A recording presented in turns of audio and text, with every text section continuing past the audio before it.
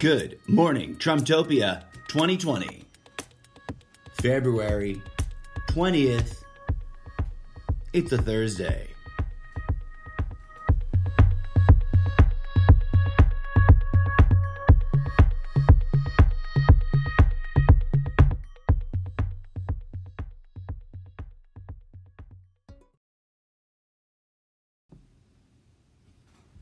What are we actually resisting? Is that a question you've asked yourself? Have you pondered that? What are we really resisting? Those of us that self-identify as part of the resistance, right? You got to say it with that French accent because it's always that way, right? The resistance. We are resisting an evil dark wizard that has occupied our gleaming, shiny white castle? Or are we resisting a political numbnuts that's been manipulated into a situation for the purposes of theater, political theater? Are we resisting a true megalomaniac oligarch that wants to see if he can strong arm his way into empire? ? Are we resisting a New York blowhard that will say anything and do anything and let you imagine anything as long as it allows him to get away with everything? Hard to tell, right? Like, what's actually going on?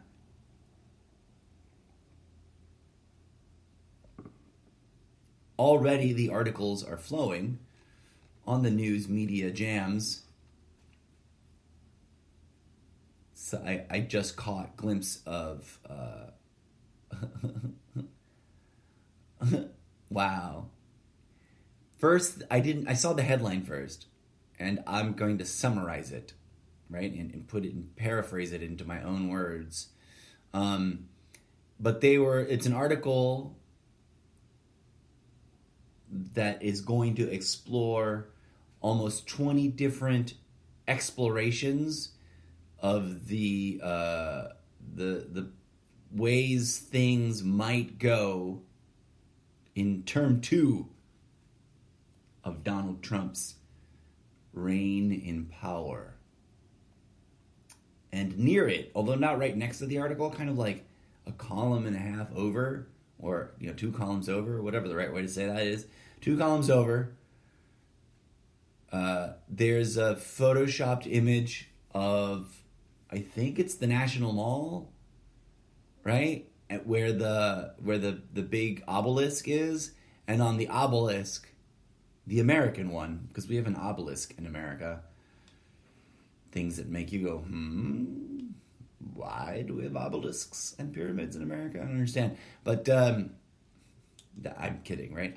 I know why. But do you? Now that I sound judgy. I'm sorry. I didn't mean to sound judgy. But in this obviously Photoshop thing, on the American obelisk is the gold thick block letter, spelling out Trump.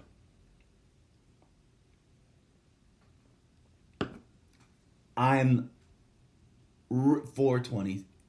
Ding. I used to mark that moment off a lot.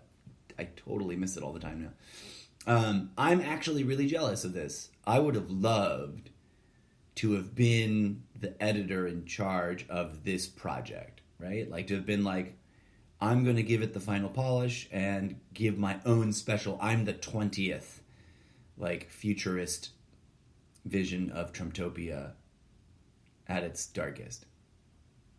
I'm not going to read that article. I'm telling you that, friends and listeners, as I audio blog and journal with you about my real life experience in this world and how it crosses over to, from a very backstage kind of point of view, to the art that I'm in the middle of making that hopefully will be like this next decade's Sound of Music meets John Wick, right? If that makes sense. Would you watch that movie? The Sound of Music meets John Wick, but with a message. Meets the Joker, but with a better message. Even better. That's harsh, right? Don't Sue Me, the Joker. I'm actually asking the Joker not to sue me. Don't Sue Me, Batman. Also, in this universe, don't sue me all the corporations that think they own those archetypes. That then cracked me up because literally, what was I rambling to you about just a couple segments ago? Like, what if he's actually the Messiah? I did not do a very good job of exploring that topic. I kind of asked the question out loud a bunch of times, had a mild internal mental breakdown, and then spoke about other things instead. And these guys have put together a pretty serious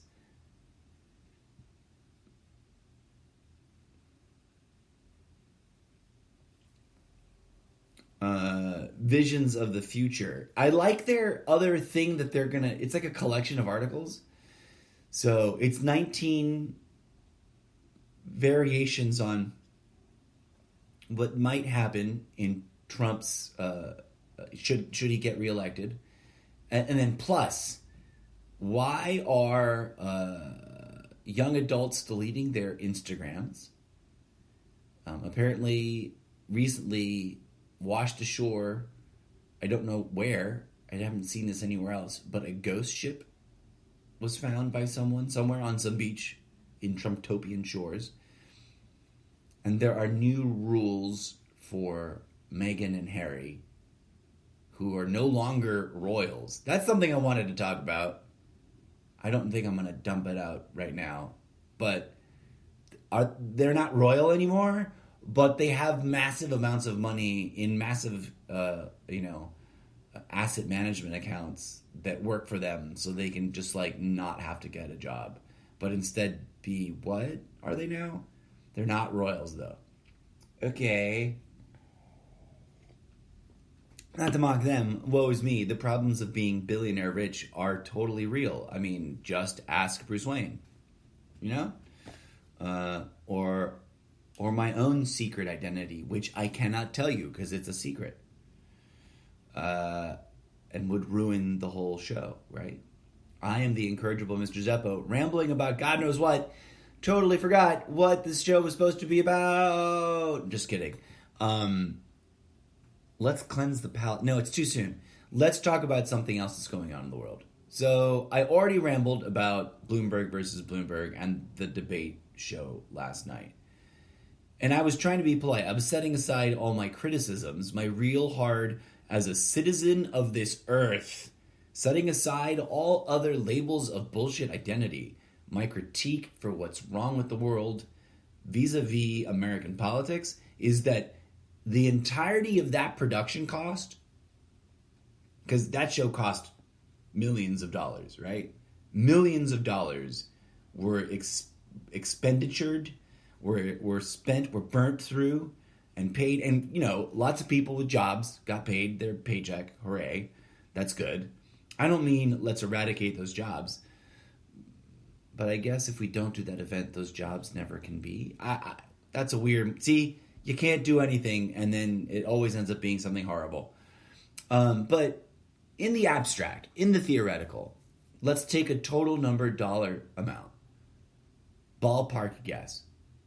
How much the show with licensing and take-home pay for everyone that worked and, fees paid and blah, blah, blah. And I'm sure there's probably an echo chamber of kickbacks and things that are not technically bribes being paid out all over the place to create this monstrosity. And I'm not saying, we shouldn't do them.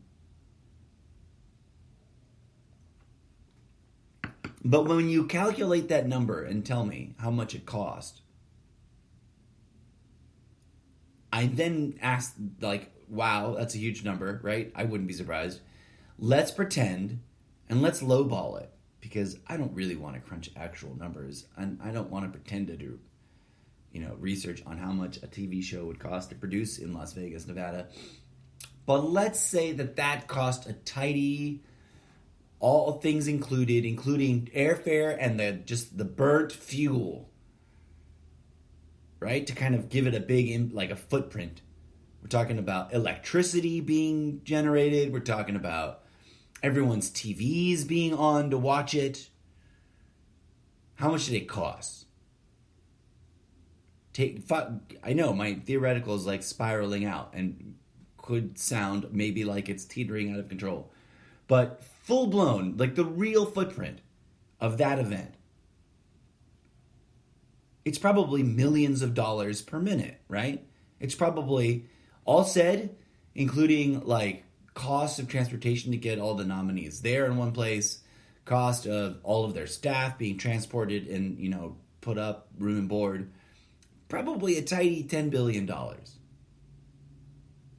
I'm pulling that number out of thin air, right? I'm making that up. But let's just pretend. Let's pretend that it was $10 billion. And that includes ancillary costs of me choosing to watch that, and the nation, however many of us in the nation, choosing to watch that, turn on our TVs, and instead of whatever.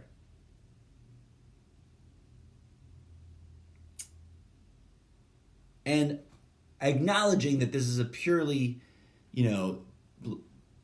smoke-blowing, crazy, maniacal, fictional character RPing estimate.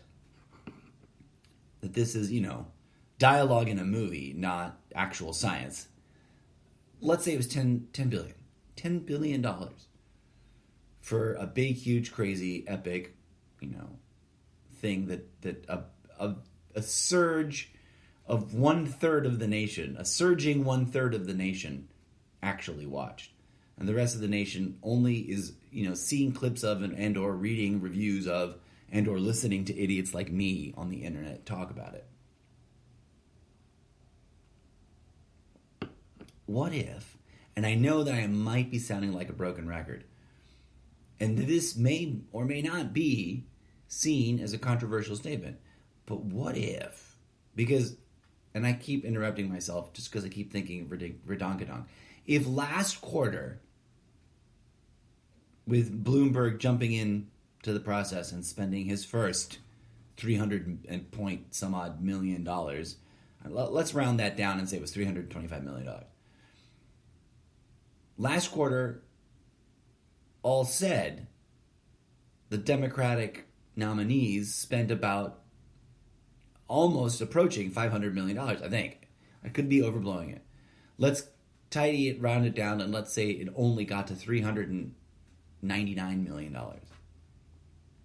$399 million, almost $400 million, in ads, just ads.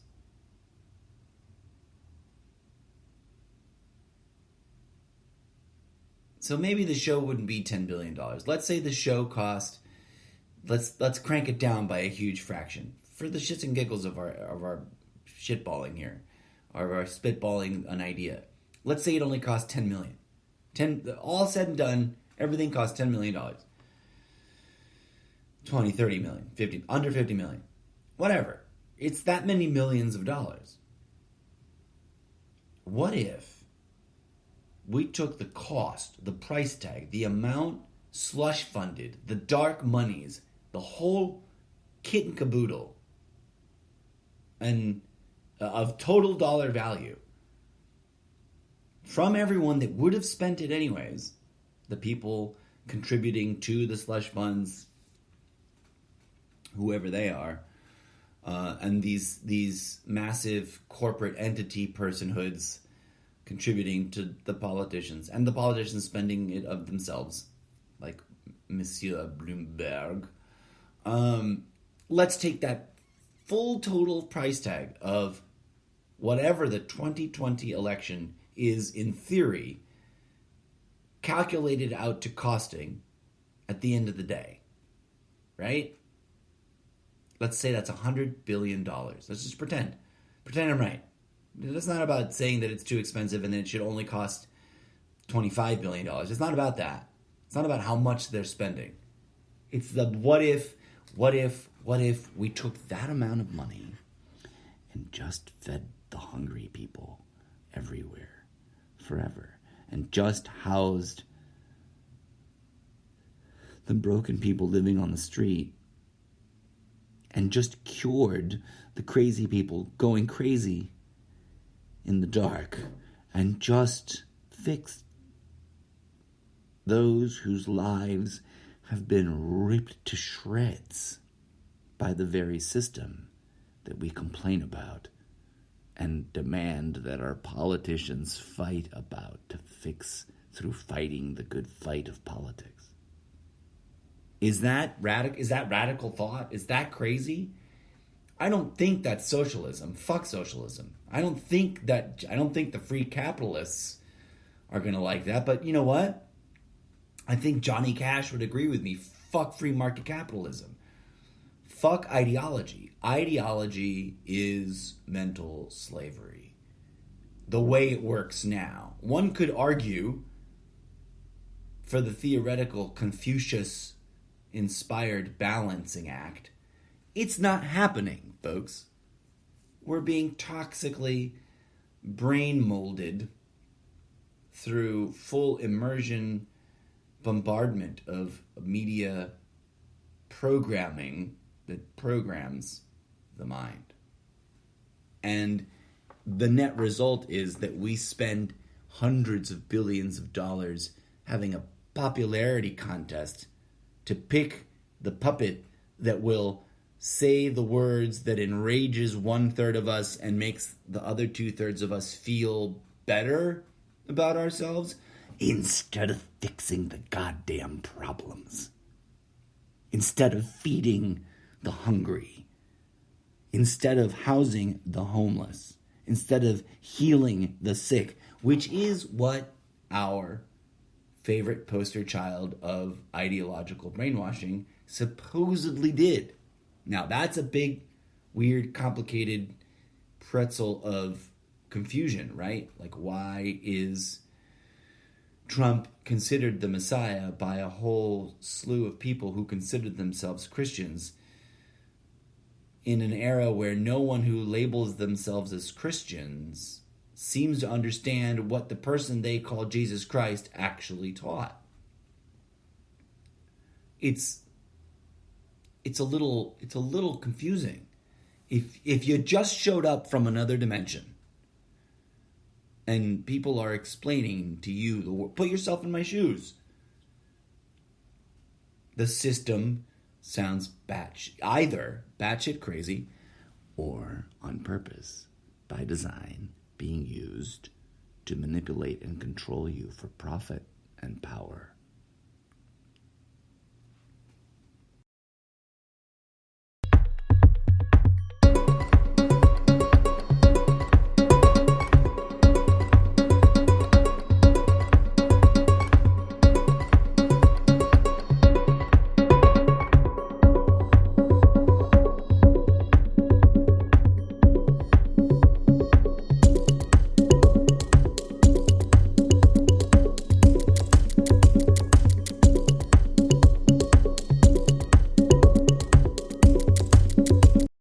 Now, I'm not saying that anybody in particular is evil. Let me cut to the chase, right? When I say, and I've had to clarify this a bunch of times, and I will probably feel compelled to clarify it a bunch of more times. That's because, I hear from people that claim to have checked out my podcast, and they don't know that I've made this statement. I've only said it a couple times probably. But it's worth pointing out. It's worth clarifying. And, engaging in the deepening of the concept. When I say all ideology is mental slavery, I mean that in this current epoch of postmodern, hyper-corrupt, pendulum swing tolerance testing that we're calling, this moment in history, ideologies which could have at one point been mostly benign and maybe a little bit helpful have been hijacked for the purposes of test marketing and extremism of ideological manipulation. It's easy to see. Obama was an evil, horrible, socialist, anti-democratic, foreign interruption, disruptor, usurper of presidential power that was here to destroy the country as we know it. For 8 years, they railed against him that way. And the part of the country that supported Obama vis-a-vis a very fervent and well-regarded cult of personality, no offense, guys, but they do it to you on both ends, they turned a blind eye and or fought against the verbal abuse being thrown out by the right. I am not apologizing for or trying to make excuses for the verbal abuse vomited by those prodded and encouraged and conditioned by the extreme alt-right through conservative, centrist, regular right spectrum of political ideological echo chambers. That echo chamber is programmed to do that.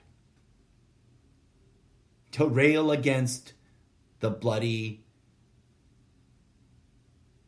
bad guy that is the leader of the Democrats.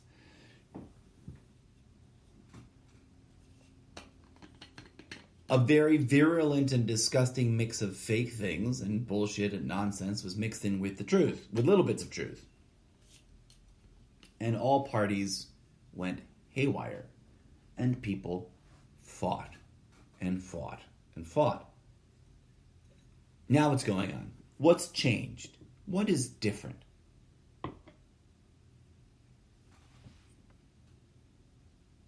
The polemic is identical, except that the president in office is playing the role of actually being all the horrible things that same quadrant of political voices seemed to falsely accuse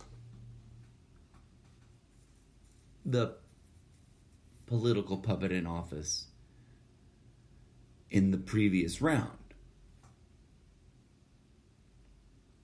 When I say that politicians are puppets, I don't mean in a gross, overt, dumb way, although some of them might be, right? And I don't know enough, and I'm not here to do that investigation. I speak at another level. I speak the way jokingly in that hot dog commercial people say, I'm addressing or speaking or answering to a higher authority.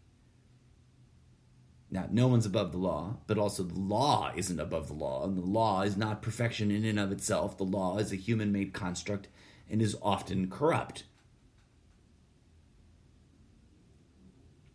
We must love our countries altruistically, but we must also never turn a blind eye for when the worst elements within the nation state strive to corrupt the nation state so much as to turn it inside out, turn it into a mockery of itself.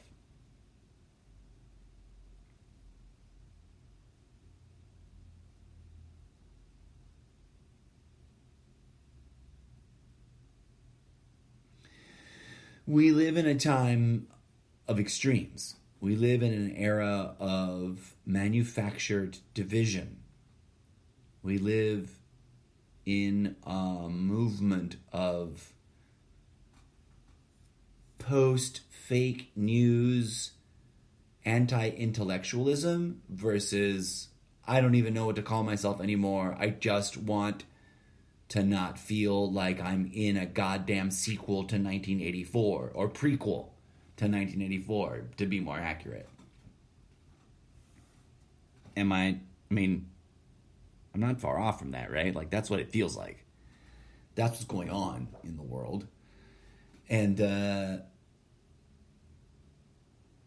I say to you, dear friends, with sincerity, with authenticity, that politics will never actually ever on its own. And I hate to be, I do not enjoy making absolute statements. So let's rephrase that. I hate to say something will never, because I'll be proven wrong with a long enough timeline, not a long enough course of events, and that statement will be upturned. It's the nature of nevermore statements. But let's put it this way. It is extremely unlikely that politics will, in our lifetime, fix the problems that politics creates. Here's why I say that. I think politics is designed to create problems. I think that the people involved in politics are so conditioned to it that they almost unconsciously enjoy being the cause of the problems that their own profession creates. Has that or has that not always been so? Okay, maybe not always. Has that or has that not often been the case? So much so that it's getting a little annoying and tedious. Like, I'm repeating myself at this election, I think. I was looking at memes I want to post in the not too distant future, right? And one I literally created by just, I just ruined things. One of these memes I literally created by just typing my Bloomberg's name and scaling it so it fits almost just right on top of Trump's name. I just typed Bloomberg and made it fit so that I can like plug it on top of Trump. Gonna post that in the next day or two. I mean, he's trying really hard to come off as the opposite to Trump, as the real deal, as an actual billionaire that actually can win an election on his own. And some people don't mind that, and some people find that controversial. As an outside observer, as a nonpartisan,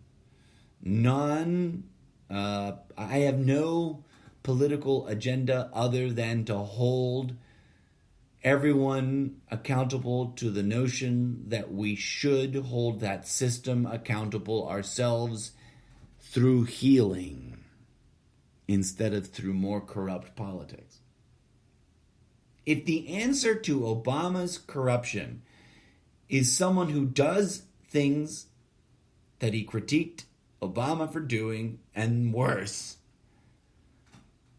and then, goes around and does new things that a person in office like Obama probably wouldn't have done in our lifetimes, then I don't think we're asking any of the right questions, right? If that's the answer, then we asked a really dumb question. I would like, and no offense, hearkening back to dear old Mark Twain, there has been much doubt in America and Americans themselves, in America itself and Americans themselves, about this delightful pastime of ours that we call participating in the political process. As I am fond of saying, I think a country, state needs civic organization, not politics. Politics is a sham, worldwide wrestling federation style entertainment reality TV fight show that has to do with ego and inflating it and abusing it and batting it around and being as big of a dick as possible with as much of other people's money or your own money. It's an oligarch's playground. Now, will we solve the problems caused by money with more money? Isn't that a catch-22? I don't know. But in my personal life, I would love to be able to have 1/3 the amount of money that Mike Bloomberg currently has in liquid assets, like in his full, not even liquid, in his entire, if Mike Bloomberg's bottom dollar value is, so absurd that he can spend whatever he wants on an election, it's got to be upwards in the multiple hundreds of billions of dollars, right? He must have $900 billion so that he can take just $10 billion, set it aside and be like, I will spend this much on the 2020 elections. And that's more money than any given individual has ever been able to just wield at an election, during an election, for themselves as a candidate. And I'm speculating, right? I'm not pretending to have investigated anything. I'm saying, theoretically, I would love to have whatever, and I'm also making a wish. If the secret is true, right, and one can somehow use the laws of attraction to make a wish come true. Here's a wish. I wish that I could, in the next 10 years, come across so much money and income and gift received from donors and investors, grassroots and fellow wealthy people alike, that I can build a media empire that's worth 1/3 of what Mike Bloomberg is worth. I'll take it. And I'll run the risk of what corruption may come at me because of that much money. But I feel myself prepared and established and humbled and broken enough already by the universe and by fate and by whatever you might call divine guidance, that I would be able to take that money and not suddenly become a megalomaniac, crazy, self-destructive billionaire bent, profiteer bent on taking that money and only doing one more thing with it, which is make more money for myself, right? That I would spend it in exactly the ways that I critique the billionaires in politics spending their money, or the politicians spending other people's money. Why are we spending it on this showboating, fake fighting, corruption, corrupt-riddled entertainment cycle when we can be taking direct action and investing so that direct action is sustainable, right? Want to feed the people? Well, that'll cost blah, blah, blah, bazillions of dollars. And how can we afford that? I don't know. But if I had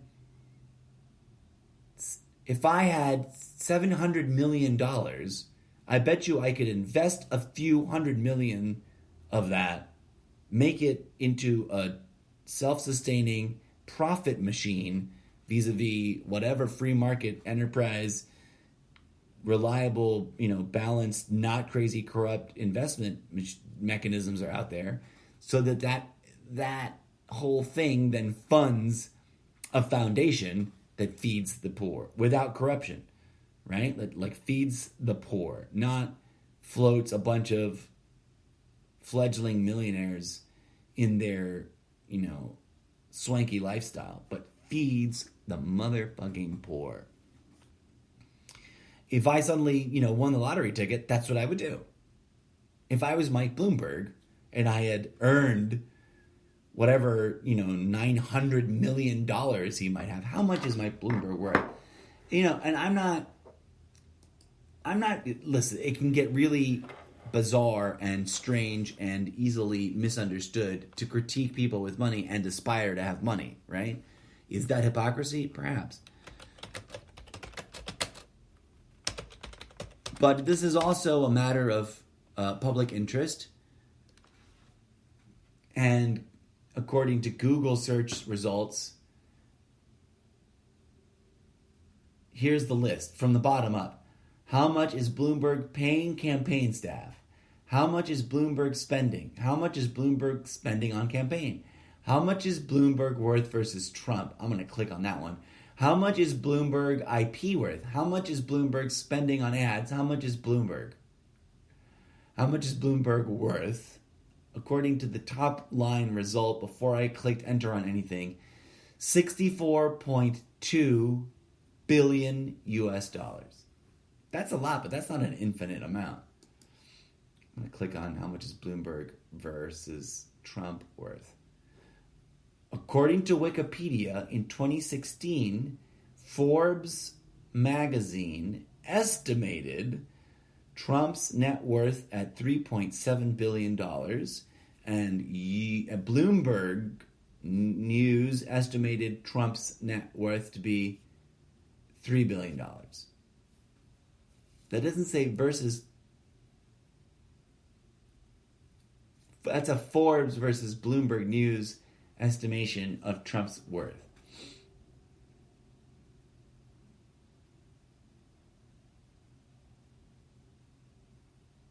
Oh, here we go. BusinessInsider.com has an article. Go click on them. Read it yourself. This chart shows the mind-blowing way Mike Bloomberg's $62 billion fortune dwarfs the net worth of everyone else running for president. Ooh. And it is adorably huge. It's adorable, and it's a graphic not pie chart, like circle graph. Everyone and their the net worth of the 2020 presidential debates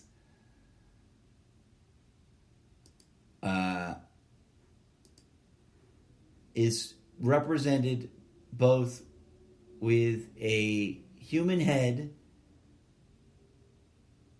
a dot, and last name and physical number. And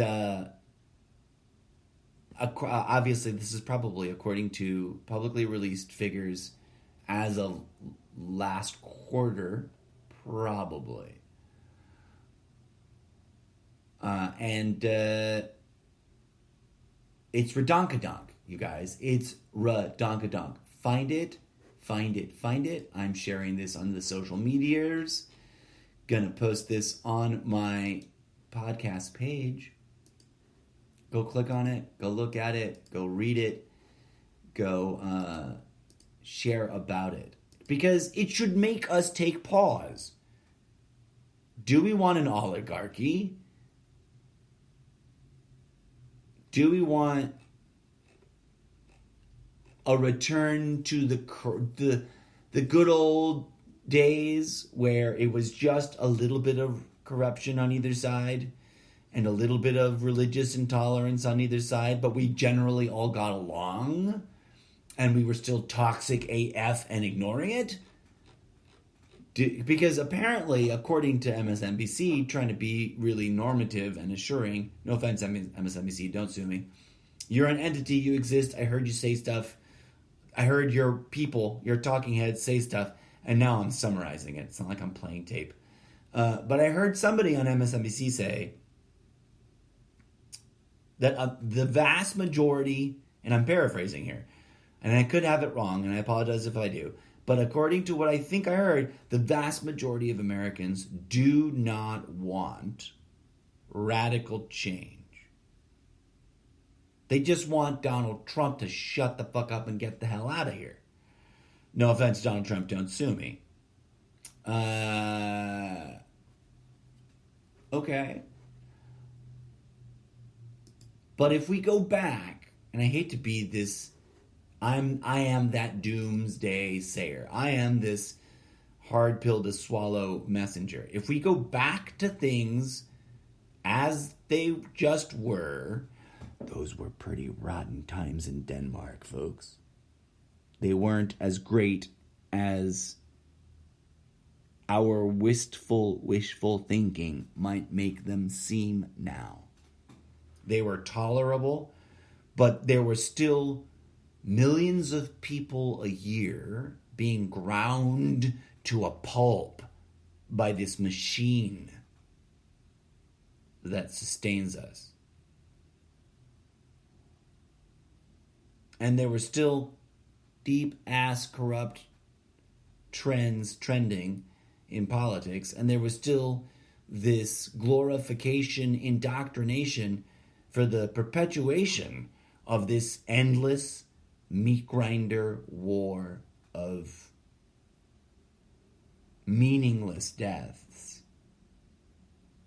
Because, it's profitable, and it must be profited on. That was all still going on. Trump didn't invent any of that. He didn't even invent the deep state, right? He's blaming a bunch of people, accusing a bunch of people of being deep state that probably aren't. But that's neither here nor there. Now, my point is, as I've said before, and I'll say it again, friends, be outraged, yes, but do not get caught up in the ego trap of hating him. Do not get caught up in the ego trap of hating the political enemy. No matter what side you started out on, now, right now, this moment in time is the moment in time that you, if you do nothing and make no stand and attempt no healing, no transfigurative, transformative, transliterative, liberating forgiveness and healing, right? That's our challenge, and it's hard work. Ask anybody that deals with me in person. It's hard work because I am flawed and full of my own toxic bullshit. We all are. The system has already crammed us full of waste long before Trump came down that golden escalator. And the healing that must be done, the work that's being asked of us politely by the divinity that will let us get away with murder and doing whatever we bloody well choose down here because, free will.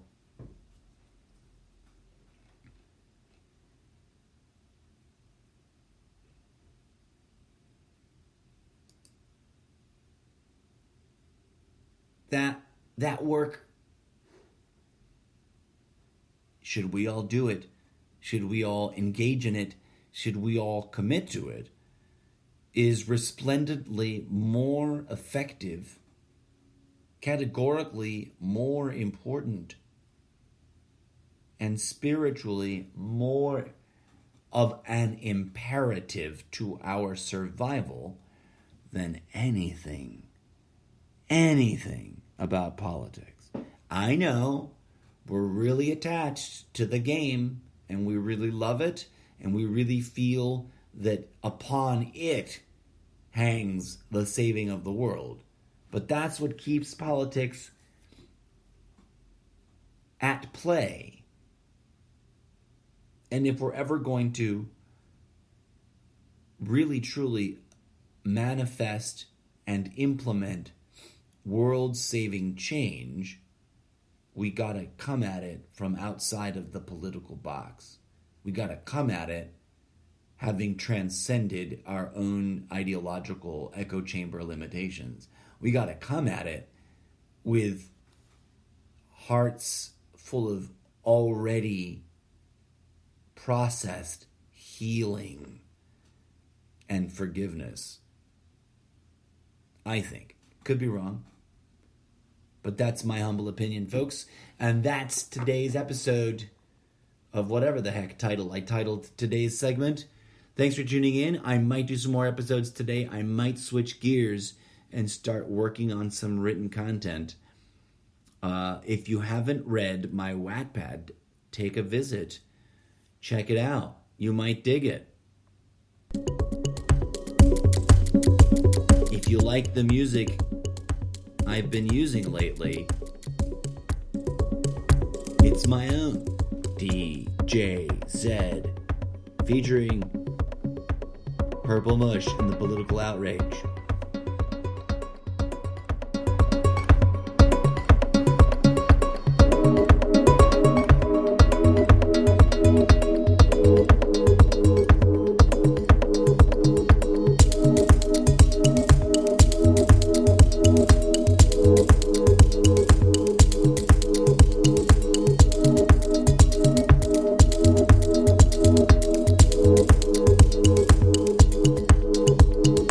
In the not too distant future, I'm gonna see if it is possible to make this music I produced available on Bandcamp.